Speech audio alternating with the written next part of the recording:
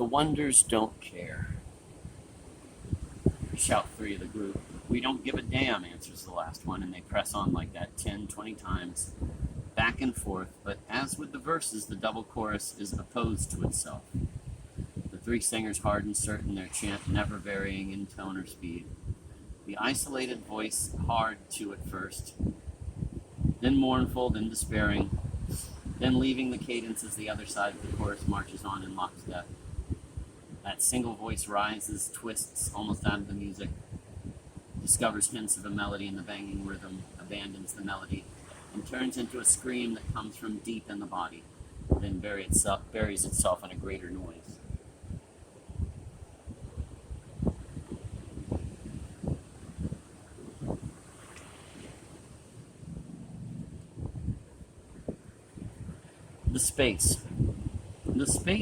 The space wasn't altogether empty. There was that sign, and attached to the sign was a string that once pulled turned the world inside out as people in the Roxy heard the adverts, or the two girls and three boys who made up X-Ray Specs, or the balding teenage Beckett fan who sang for the Buzzcocks, all people who had climbed out of the Sex Pistols' first audiences. There was a reversal of perspective, of values, the sense that anything was possible, a truth that could be proven only in the negative.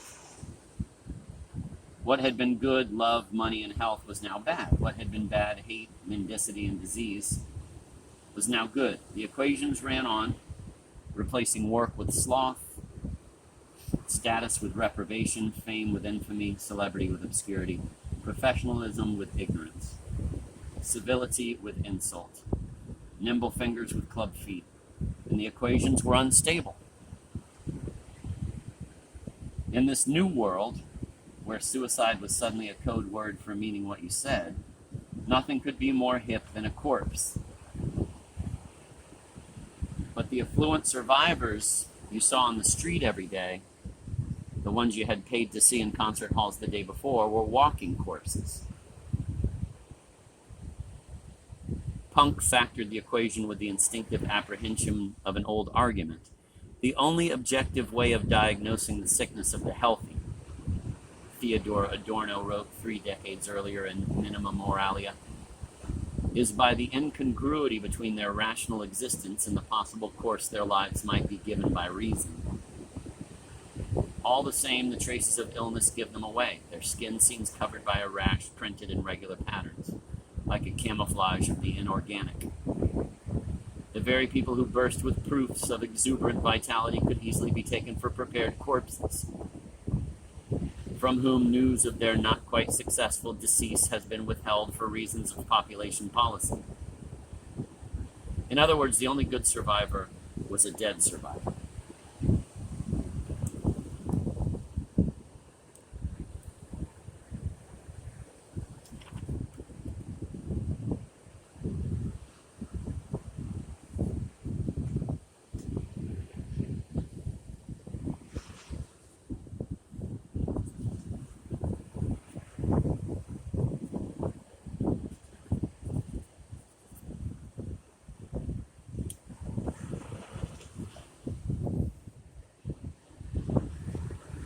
Since heroes were frauds and poverty riches, both murderers and deformity were privileged.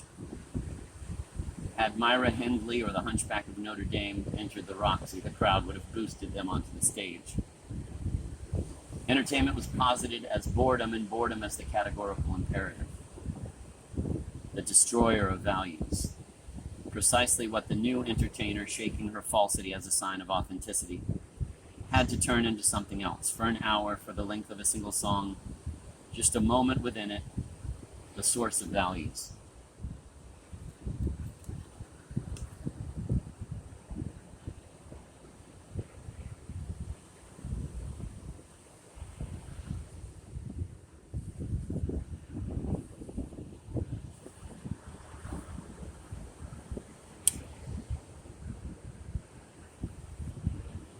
There were no more coats, so people began to dress in rips and holes, safety pins and staples through flesh as well as cloth, to wrap their legs in plastic bin liners and trash bags, to drape their shoulders in remnants of curtains and couch coverings left on the street.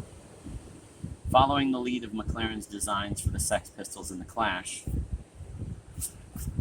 people painted slogans up and down their sleeves and pants legs, across jackets, ties, and shoes. The names of favorite bands and songs, passwords like Anarchy or Riot, phrases more cryptic, Where is Darude, You're on the Never Never,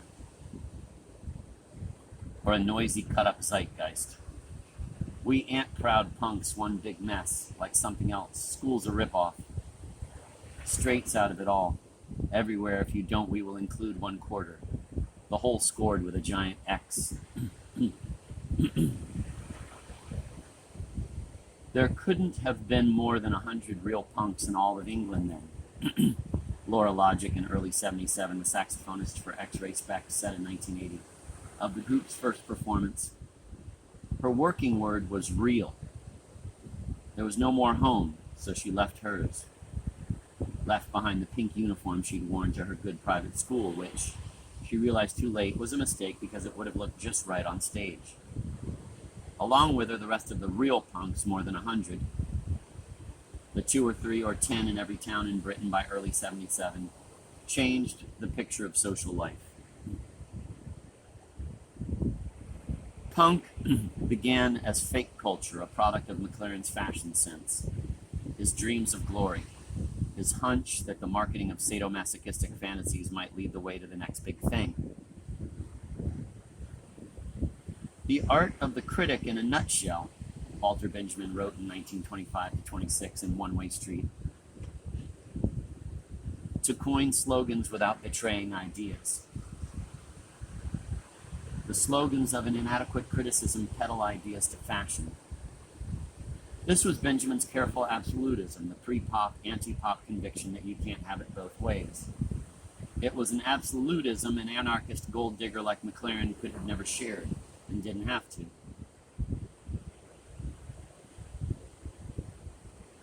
In a milieu shaped by the innervation of the pop scene, crushing youth unemployment, IRA terrorism spreading from Belfast to London, growing street violence between British neo-Nazis, colored English socialists, and the police, punk became real culture.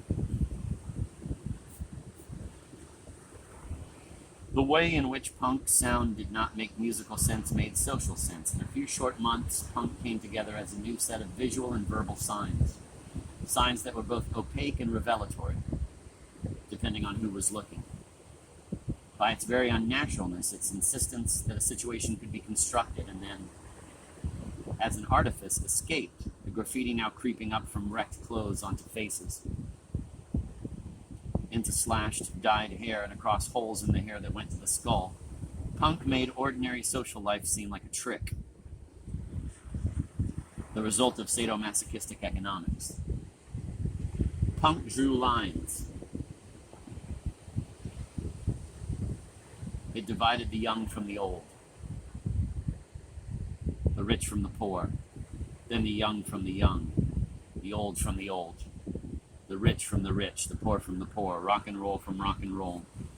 Rock and roll once again became a new story, something to argue about, to search for, to prize and reject, something to hate, something to love. Once again, rock and roll became fun.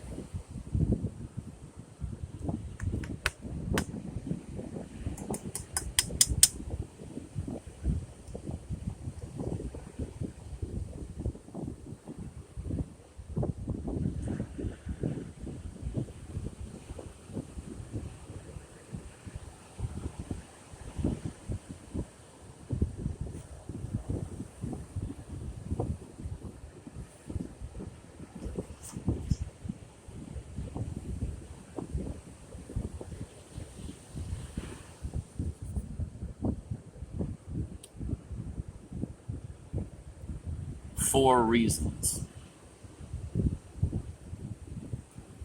For reasons the 2 or 3 or 10 could not articulate beyond songs and screeds, each one at first lifted from a Sex Pistols single or interview. Everything was now a matter of ugliness, evil, and error, of repulsion, repression, and bondage, sex, love, family, education, pop music, the star system, government, guitar solos, labor, welfare, shopping, traffic, advertising, and everything was all of a piece. The inane radio jingle you heard too many times a day fed into a totality. To get that jingle off the air, you somehow understood the radio had to be changed, which meant that society had to be changed. The totality came back on the fragment. Enough Mira Henleys you could imagine in some right side lobe that knew nothing of language but everything of what language couldn't say, and there would be no more jingles.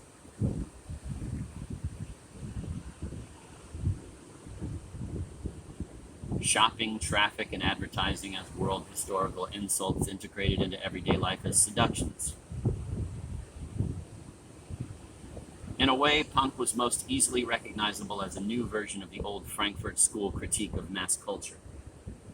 The refined horror of refugees from Hitler striking back at the easy vulgarity of their wartime American asylum.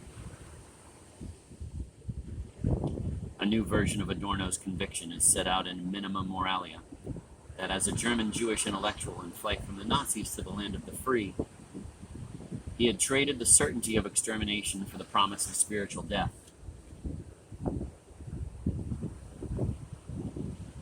But now the premises of the old critique were exploding out of a spot no one in Frankfurt School, not Adorno, Herbert Marcuse, or Walter Benjamin had ever recognized. Mass culture's pop cult heart. Stranger still, the old critique of mass culture now paraded as mass culture. At the least, as protean, would-be mass culture. If punk was a secret society,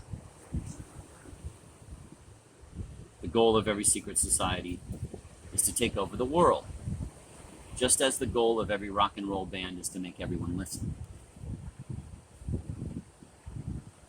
Probably no definition of punk can be stretched far enough to enclose Theodore Adorno. As a music lover, he hated jazz, likely retched when he first heard of Elvis Presley, and no doubt would have understood the Sex Pistols as a return to Kristallnacht if he hadn't been lucky enough to die in 1969.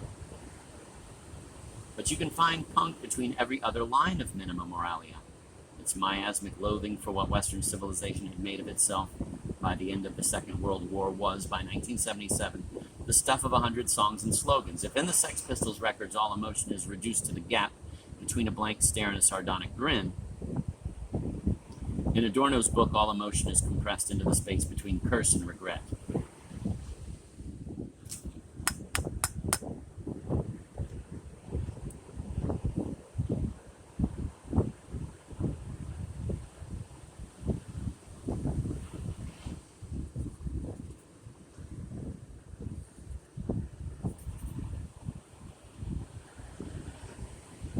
And on that field, the slightest reach toward compassion or creation can take on a charge of absolute novelty.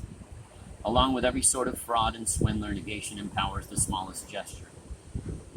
The negationist, Raoul Vaneigem wrote, is like Gulliver lying stranded on the Lilliputian shore with every part of his body tied down. Determined to free himself, he looks about keenly. The smallest detail of the landscape, the smallest contour of the ground, the slightest movement, everything becomes a sign on which his escape may depend. When life is recast in these terms, when domination is posited, when a mere gesture, a new way of walking can signify liberation, one result is an almost limitless opportunity for popular art.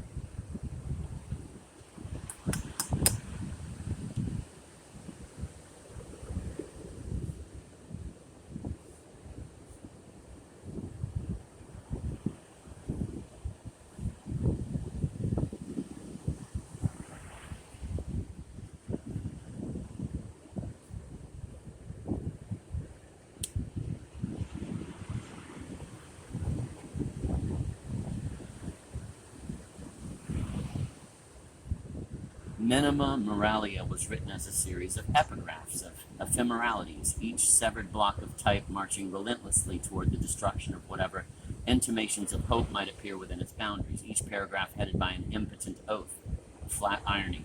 Each chosen at random, a good title for a punk 45. Unfair intimidation, blackmail, sacrificial lamb, they the people.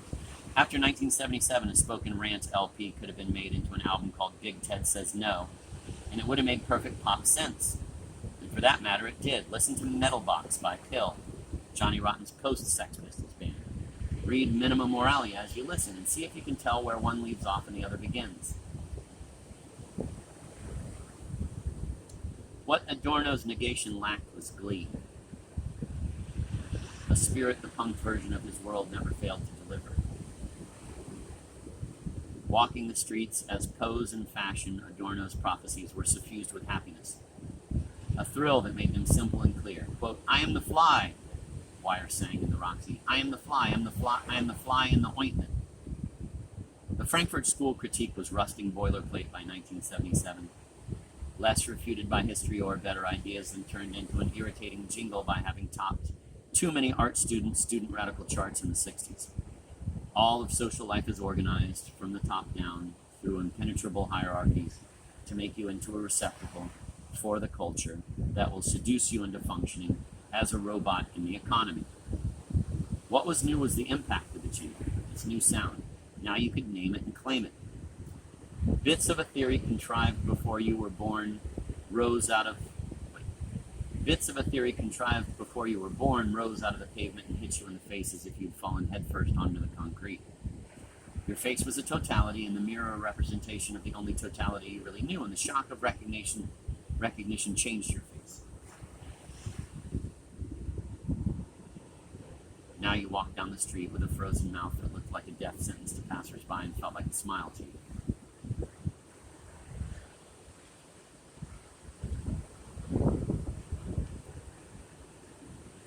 Because your face was your totality. And the shock had changed it. The shock changed the street. Once out of the nightclub and onto the pavement, every gray public building came alive with secret messages of aggression, domination, malignancy. "The phone never stopped ringing," said Fire Captain Donald Pearson, 32. "People were calling from all over the state. We now understand the term media event," Pearson said. "The most memorable part of the week was when we cut the tree through and the bees started coming out. There were 30 or 40 reporters and photographers around, and some of them started running." The firefighters said Officer Rassacote had the best description of the killer bees. "The killer bees are the ones with the leather jackets and the punk hairdos," he said. "You can't miss them." Quoted in the San Francisco Examiner, 28 July 1985, on the first discovery of killer bees in California. To master this vision of ugliness, people acted it out. Today, after more than a decade of punk style, when a purple and green mohawk on the head of a suburban American teenager only begs the question of how early he or she has to get up to fix his hair or her hair in time for school. It's hard to remember just how ugly the first punks were. They were ugly. There were no mediations. A 10-inch safety pin cutting through a lower lip into a swastika tattooed onto a cheek was not a fashion statement. A fan forcing a finger down his throat, vomiting into his hands, then hurling the spew at the people on stage was spreading disease. An inch-thick nimbus of black mascara suggested death before it suggested anything else. The punks were not just pretty people like the Slits or bassist Gay of the adverts, who made themselves ugly. They were fat, anorexic, pockmarked, acneed, stuttering, crippled, scarred, and damaged. And what their new decorations underlined was the failure already engraved in their faces.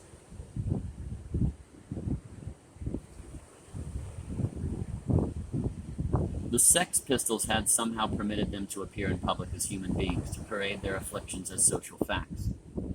"I was waiting for the communist call," Johnny Rotten sang on his way to the Berlin Wall in Holidays in the Sun. From the same western side of the wall, the narrator in Peter Schneider's 1982 novel, The Wall Jumper, his mind turned inside out by repeated viewings of the ideologically reversed versions of the news offered by East and West Berlin TV, asks the same question punk raised. Doesn't every career in Western society, whether that of an athlete, investor, artist, or rebel, depend on the assumption that every initiative is one's own, every idea original, every decision completely personal? What would happen to me if I stopped finding fault with myself, as I've been told to do, and blamed everything on the state? More than trash bags or torn shirts, punks wore Adorno's morbid rash. They inked or stenciled it over themselves in regular patterns. As Adorno's prepared corpses, more consciously prepared than he could have imagined, They exploded with proofs of vitality, that is, they said what they meant. In so doing, they turned Adorno's vision of modern life back upon itself. Adorno had not imagined that his corpses might know what they meant to say. Punks were those who now understood themselves as people from whom the news of their not quite successful decease had been withheld for reasons of population policy. As Punk defined the no future, society was going to need a lot of zombie counterpersons. Shoppers, bureaucrats, welfare petitioners, a lot of people to stand in lines and man them. The difference was that these people had heard the news.